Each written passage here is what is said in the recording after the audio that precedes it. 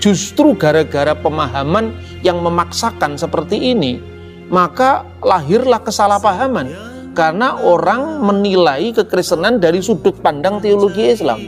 Kita menghormati setiap agama. Karena itu ketika kita memahami Muhammad adalah nabi, bahkan kadang-kadang kita menyebut Nabi Muhammad, itu bukan nabi dalam konteks biblical prophet, tapi nabi dalam konteks Islam sendiri. Maka kalau saya katakan, apakah saya mengakui Muhammad sebagai nabi? Ya, saya mengakui Muhammad sebagai nabi. Nabinya umat Islam, bukan nabi kita.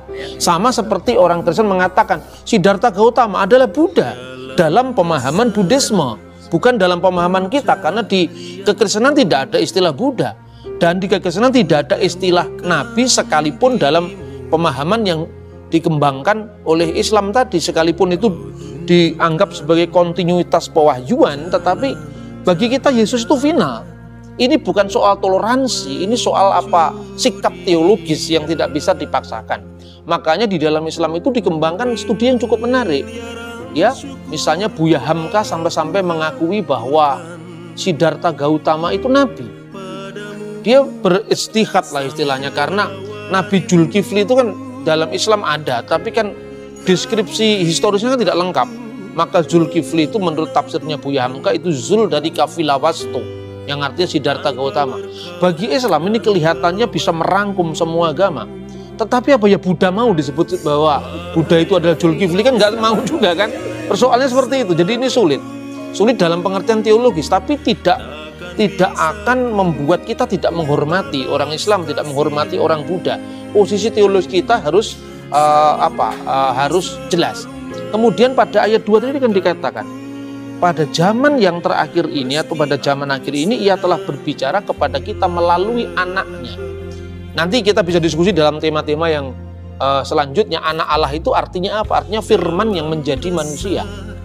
Yesus itu dalam iman Kristen dipahami sebagai firman yang turun menjadi manusia. Makanya di pengakuan iman itu dikatakan nazala minas samai wa tajassada bi rohil kudus wa min Maryam al-adra'i wa ta'anas. Ya kan, itu di pengakuan iman Konstantinopel, Nikia Konstantinopel, di dalam liturgi gereja-gereja ortodoks. Jadi yang telah turun dari surga, yang turun bukan kitab. Yang turun itu adalah firman. Turun dari surga dan telah menjelma oleh kuasa Roh Kudus dan dari perawan Maria dan menjadi manusia. Jadi kalau posisi Islam itu firman turun menjadi kitab dan penerimanya adalah Nabi Muhammad sebagai nabi yang terakhir, dalam iman Kristen finalitas wahyu itu bukan firman yang turun jadi kitab Injil, tapi firman yang menjadi manusia. Dan itu yang dikiaskan dengan anak Allah, sekaligus harus ditegaskan Allah itu tidak beranak. Tidak ada orang yang seprimitif yang dituduhkan bahwa Allah itu punya anak, maka bidannya siapa, itu tidak ada itu. Tapi ya orang boleh-boleh aja lah berkomentar. Saya kira itu, ya. Ada lagi mungkin? Begini Pak, ini cukup menarik ya Pak ya. Ini ada pertanyaan dari saya. Ini merupakan pertanyaan klasik yang banyak dari saudara-saudara kita Muslim menanyakan hal ini. Pertama adalah, jikalau memang mereka menganggap bahwa Injil kita ini palsu, pertanyaannya ya, kalau memang palsu,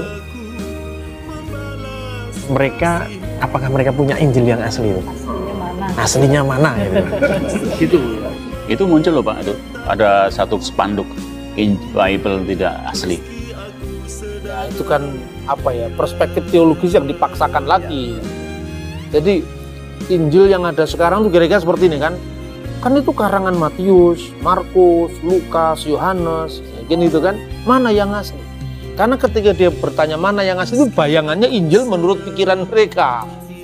Ya toh? Kita harus bisa membedakan antara asumsi teologis dengan fakta historis. Ya. Fakta historis tidak pernah ada Injil yang turun dari surga, itu fakta sejarah. Jadi kalau misalnya dia tanya mana Injil yang asli, memang tidak pernah ada buktinya. Yang asli ya memang Matius, Markus, Lukas, Yohanes itu. Kenapa saya katakan asli? Tidak ada, jujur saja ya, tidak ada satu dokumen keagamaan yang lengkapnya menandingi Injil. Tidak ada.